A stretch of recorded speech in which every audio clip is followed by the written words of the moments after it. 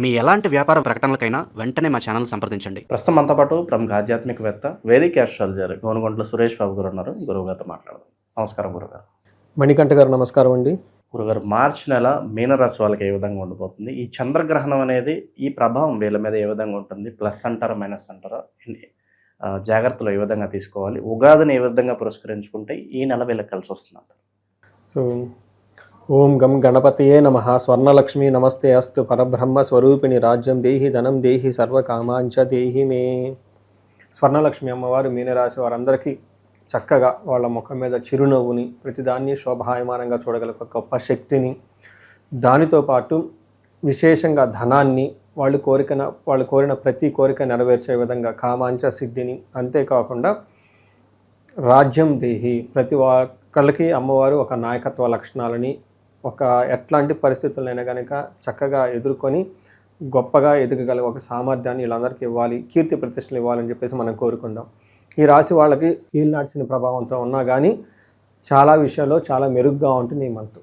అంటే మిక్స్డ్గా ఉంటుంది. కొన్ని చోట్ల చాలా చక్కగా ఉంటుంది, కొన్ని చోట్ల కొంచెం ఛాలెంజింగ్గా ఉండే అవకాశం ఉంటుందని తెలుసుకోవాలి. మీనరాశి వాళ్ళకి పూర్వభాద్ర 4వ పాదం, ఉత్తరాభాద్ర 1, 2, 3, 4 పాదాలు, రేవతి 1, 2, 3, 4 పాదాలంతా మీనరాశిలో ఉంటారు. పేరు బలం ప్రకారం చూసుకుంటే దీ, దు, జం, జా, దాదే, దో, చాచి అన్న లెటర్స్ అంతా కూడా మీనరాశిలో ఉంటారు. ఇందులో ఒకటి మీరు చెప్పిన విధంగా గ్రహణం వీళ్ళకి చక్కగా అదృష్టాన్ని, ధనాన్ని తీసుకొస్తుంది. ఇది ఒక మంచి న్యూస్ అని మనం గమనించుకోవాలి. వీళ్ళు గ్రహణానికి సంబంధించి కూడా గురువుకి సంబంధించిన ఏమైనా కనుక, లేదంటే శుక్రుడికి సంబంధించిన ఏమైనా కనుక వస్తువులు దానం చేస్తే చాలా కలిసి వస్తుంది.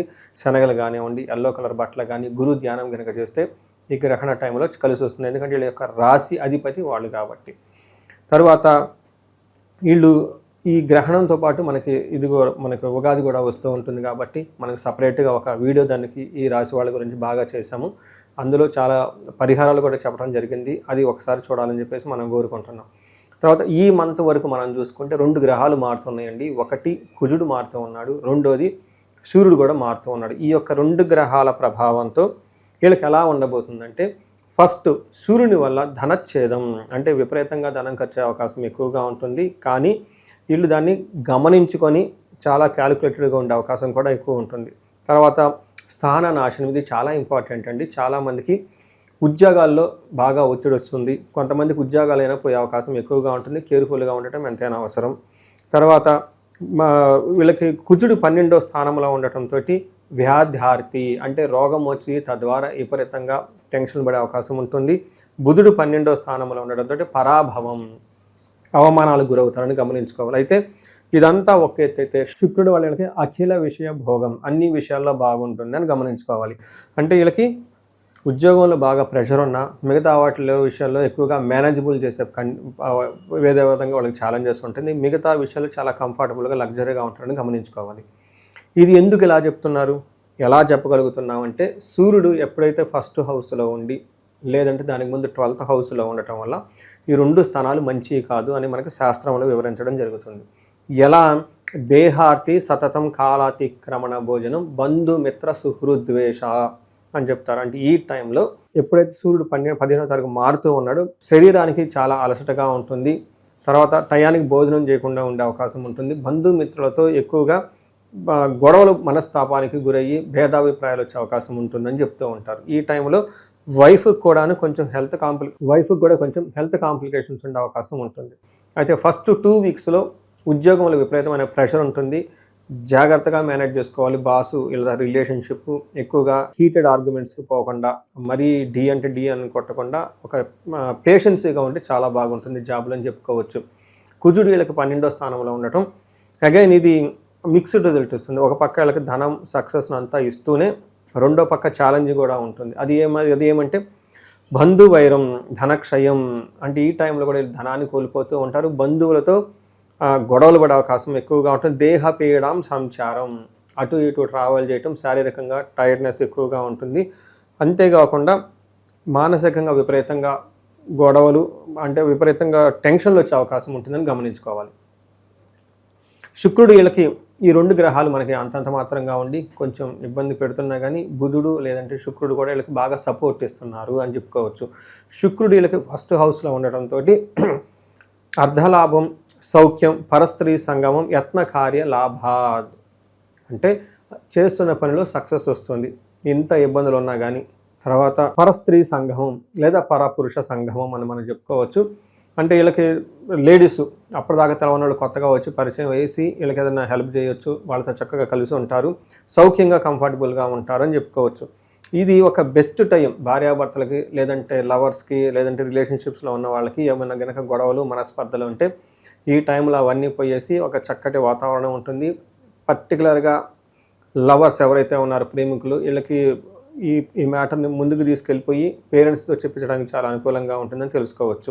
ఇది ఒక పక్క ప్రొఫెషన్లో ఛాలెంజ్తో ఉంటూనే మిగతా విషయాలు అయితే బాగానే ఉంటుందని గమనించుకోవాలి.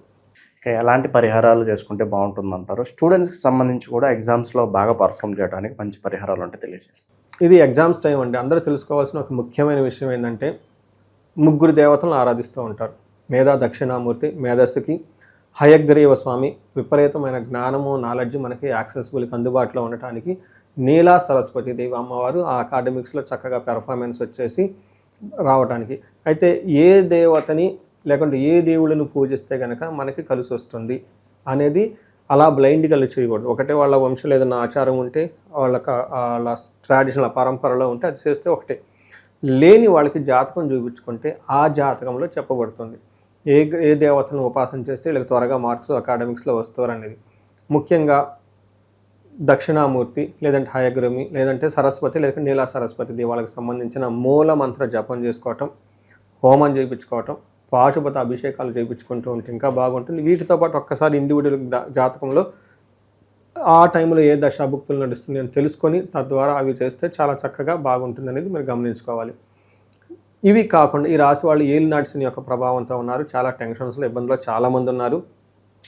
వీళ్ళు కనుక ఎక్కడైనా లైఫ్లో 35 సంవత్సరాల నుంచి 45 సంవత్సరాల మధ్యలో ఉండి మేము బ్రేక్ వచ్చింది, ఎక్కడో స్ట్రక్ అయిపోయాము, ముందుకు వెళ్ళటం లేదు, రీజన్ తెలవటం లేదు, మొన్నటిదాకా బాగున్నాము అని ఒక టెన్షన్లో కనుక ఉంటే జాతకం చూపించుకోవాల్సిన రెస్పాన్సిబిలిటీ మీ మీద ఉంది. యువర్ యాన్సిస్టర్స్ మీకు ఎక్కడో చేయాల్సిన ఆబ్లిగేషన్స్ మిస్ చేసుకున్నారు, అందుకని మీకు చదివిచ్చారు, పెళ్ళయింది, పిల్లలకి అన్నారు, ఒక 10 సంవత్సరాలు చక్కగా జాబులు చేసుకొని లైఫ్ ఎంజాయ్ చేశారు. నెక్స్ట్ మా పరిస్థితి ఏంటని ఒక రిమైండర్ కాల్ ఇస్తున్నారని గమనించుకొని ఉన్న దోషాలు చెక్ చేయించుకోవాలి. సర్పదోషం కానీ, సర్పదోషము, గ్రహ దోషాలు ఇవన్నీ చెక్ చేయించుకొని అవి బ్లాక్స్ క్రియేట్ చేస్తుంటే అవి ఎలిమినేట్ చేసేసుకోవాలి, రిమూవ్ చేసుకోవాలి.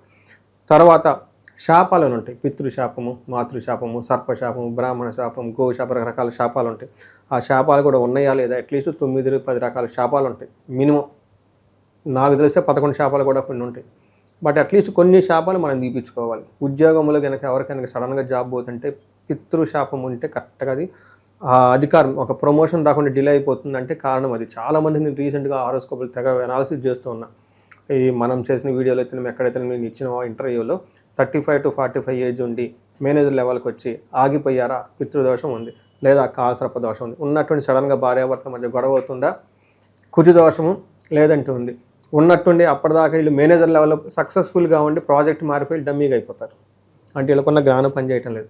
అప్పుడు వాళ్ళకి గురు శాపం యాక్టివేట్ అయిపోయింది. సో ఇలా వాళ్ళకున్న సిచ్యువేషన్ బట్టి అప్పటిదాకా బాగుంది, సడన్గా ఎందుకు బాగుండదండి, ఉండాలి కదా ఒక లాజిక్. ఇవి మనకి నార్మల్గా బుక్స్లో చెప్పరు.